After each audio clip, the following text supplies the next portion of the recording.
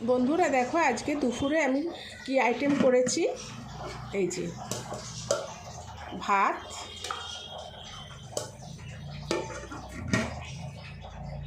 আমার এই ছাদ বাগানের দুধ কচু পাতা বাটা,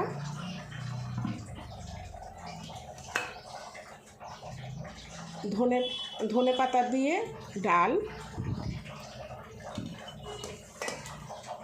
তার সঙ্গে গন্ধরাজ লেবু,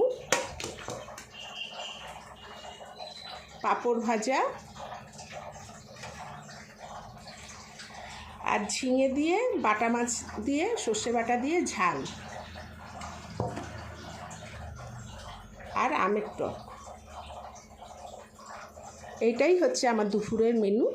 তোমাদের এই মেনু দেখে কেমন লাগলো আমাকে জানাবে কমেন্ট করে, আর লাইক শেয়ার সাবস্ক্রাইব অবশ্যই করবে।